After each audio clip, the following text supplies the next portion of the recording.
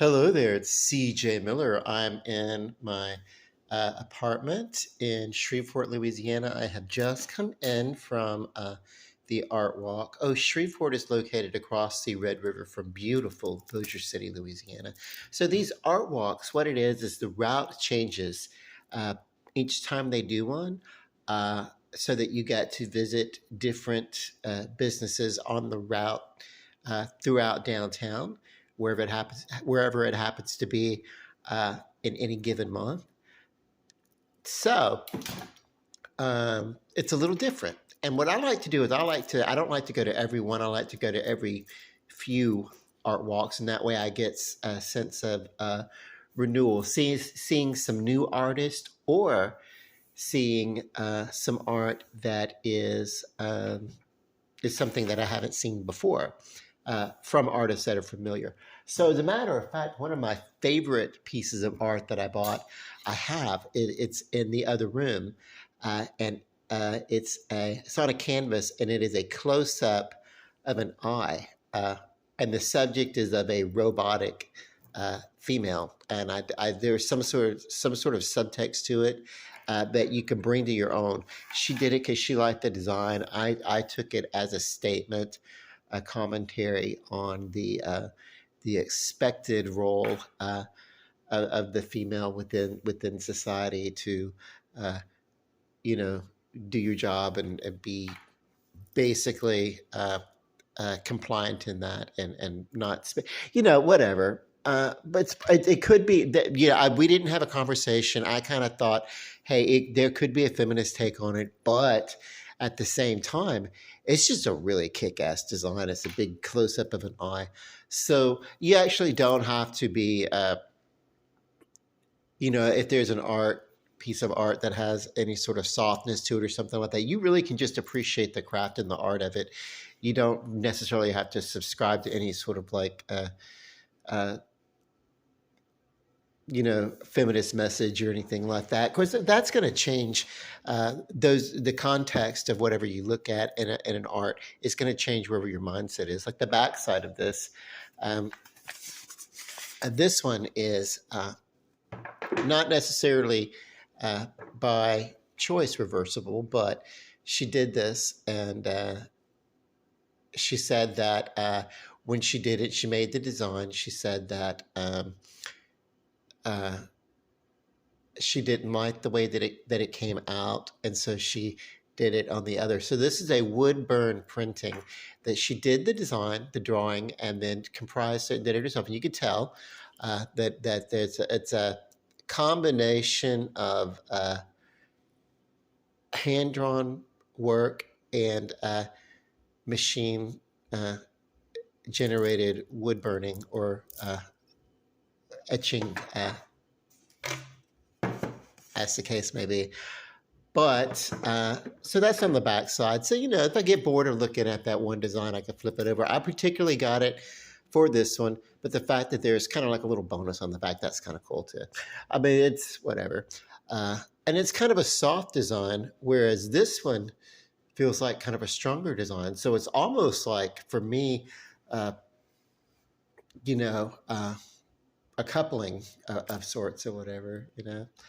Uh, and then the fact is that the softer design is on a larger piece of, so that's kind of cool. But I like them, so I got them. I can come up with and cerebrate a lot of things. And then, of course, this is something. There's a shop that that I love called Appliques, and they have all these neat little things. And one of the things that they have is the Happy Everything collection, and it's basically it's whatever you get, whatever kind of things. Like I got my sister at one point. I got her a picture frame, but it's something like this, and they have these attachments. These you can have designs. I hope I didn't just show the price on that. I don't like. But so these little things. Yeah, it's cool. This is going to be an additional charcuterie that I'll use and dip and everything like that. So I have uh, a marble stone charcuterie on a turning wheel. And then I have this, and this is great. So, holidays are right around the corner, and I plan on having people come over. So, a big deal for that, a big part of that for me is, you know, it's great to have the turkey and the ham and all that kind of sides and stuff like that. But for us, we do a lot of pre-food, like a lot of table food before the big meal, a lot of the snacks and everything like that. And a lot of people get their fill so that when we get around to the big meals, it's like, okay, let me have a little taste of the ham. Let me have a little taste of the turkey. Let me have a little taste of this and that. And then let me fix a big ass plate and take home. So it's really, that's kind of what we did around here. Yes, we have because it's just not like people come in town and wake up and they eat all day. They come over around noonish, and we start snacking, and then we have our about at 12:45, 1 o'clock. We have the meal, but by that time, usually people are filled up on whatever's on the table. The pre stuff, the charcuterie, and the candies, and the cheeses, and the hams, and the things like that. And last year, like I was sending people home with like cakes, and I mean like full on, you know, to like here, take this chocolate cream cake home with you, take this lemon cream cake home with you, because people just got so full off of the food, and I have it here. And we have the deviled eggs and the dips and the cheeses and stuff like that. But what I really want to do is I just want people to feel I don't necessarily care about formality.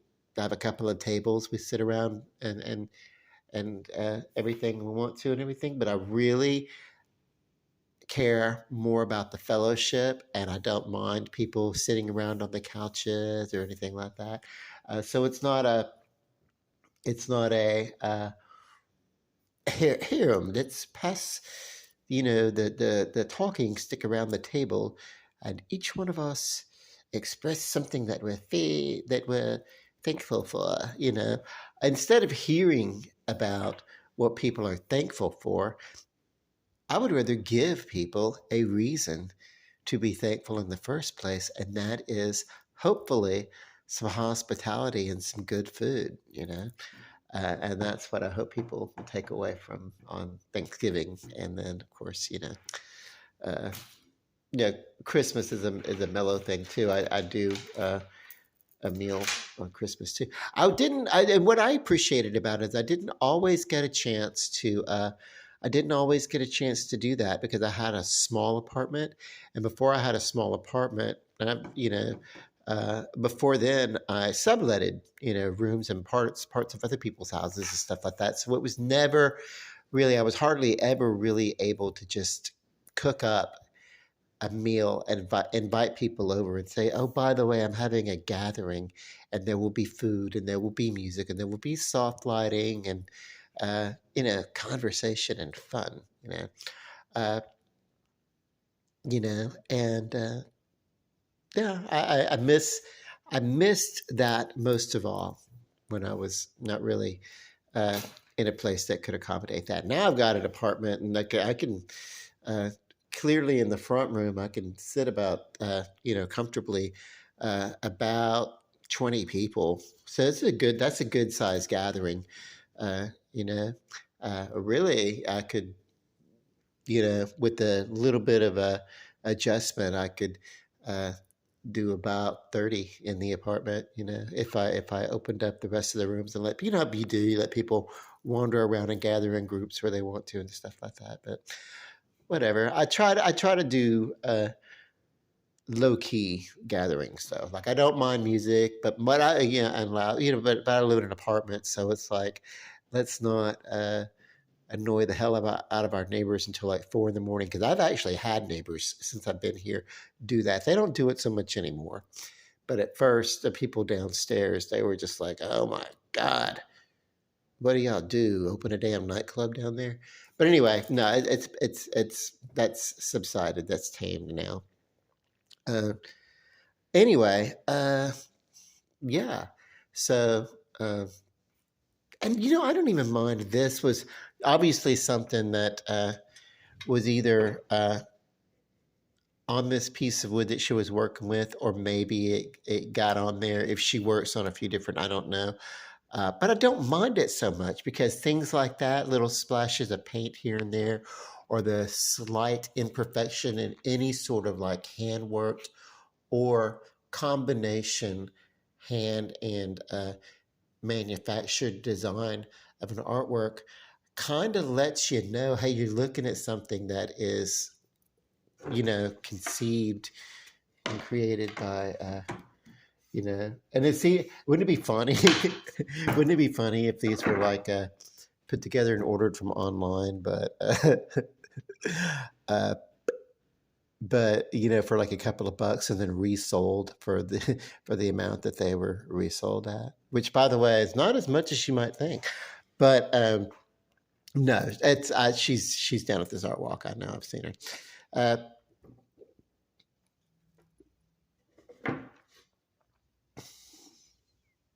and when I did those slight little oopsies and uh-ohs that the artist does not intend to be a part of the art in the first place, that kind of lets you know that you're dealing with a piece of art that actually is art. Do you know what I mean? Even if a pattern is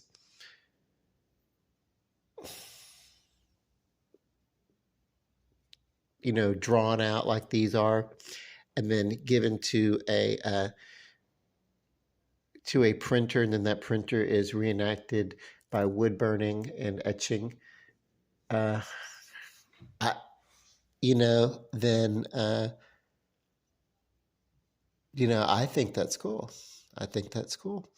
Uh, and like, there's even a glitch here. It's like that she probably drew it, and then there was probably like a bit of a shadow or shading right there, and it yeah. But I don't think so. I think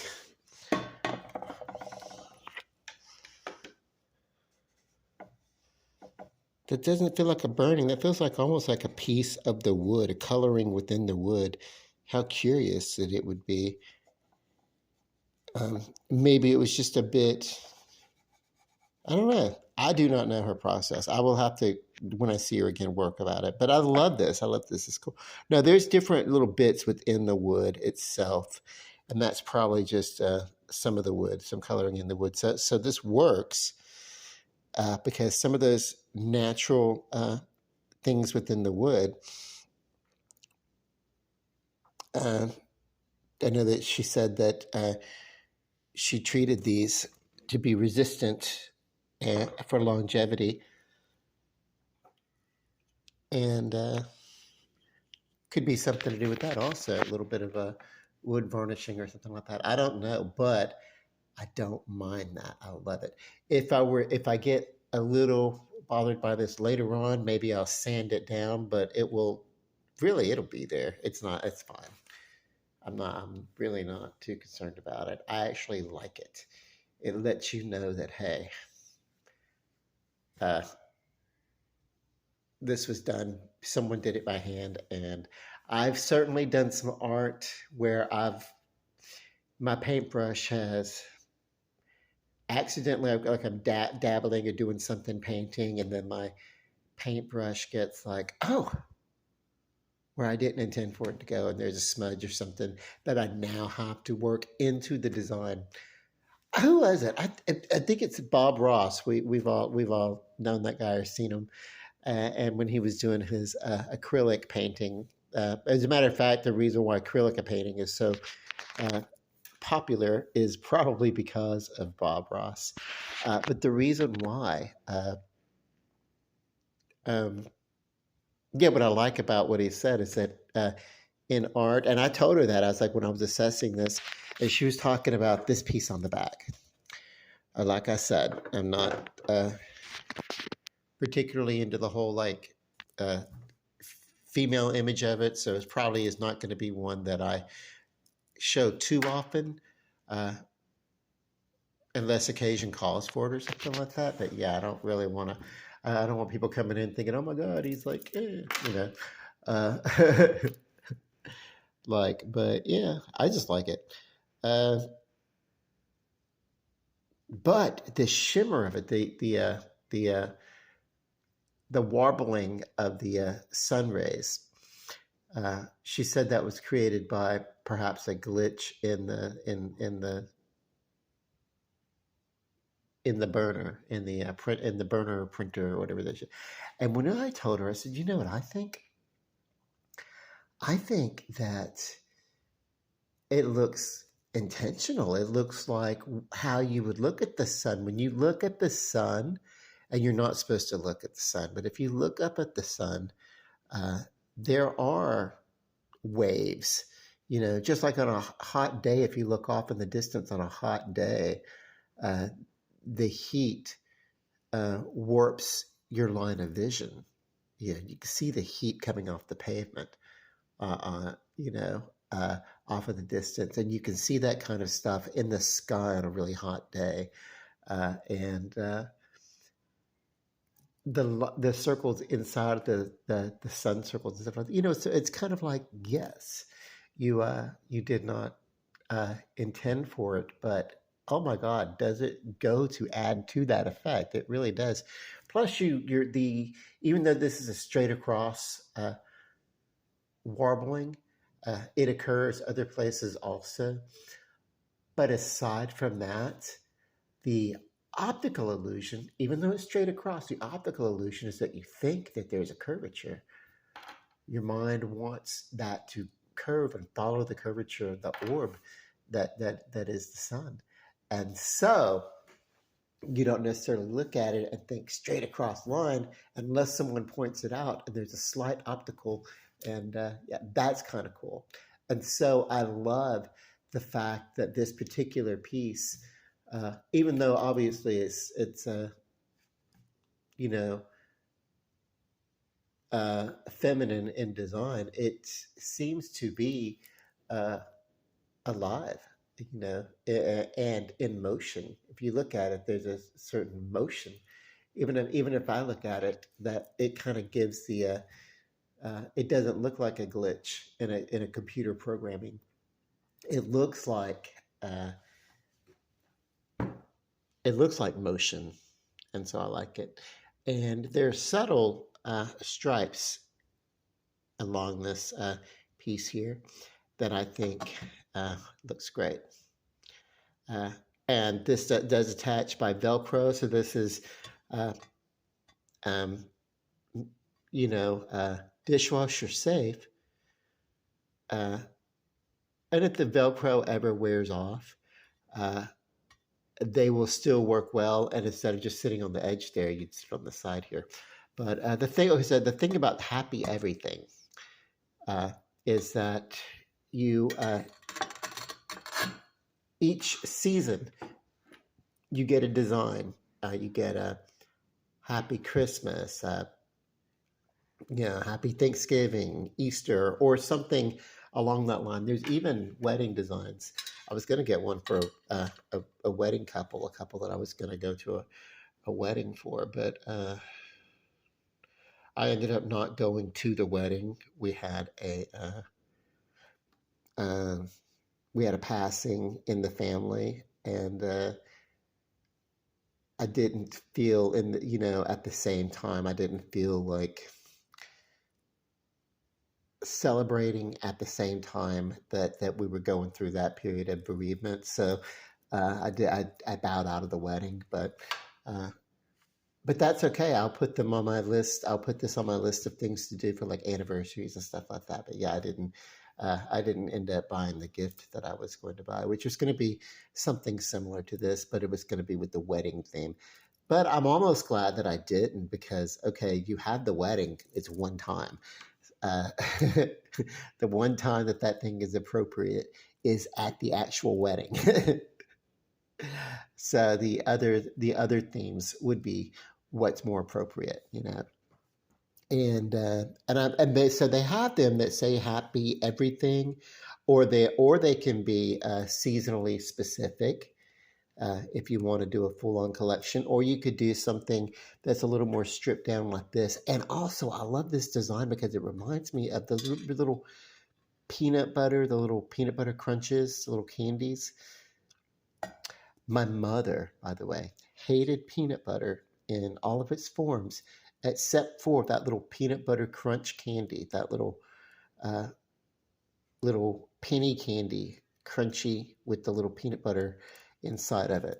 But she loved those for some weird reason. So, but yeah,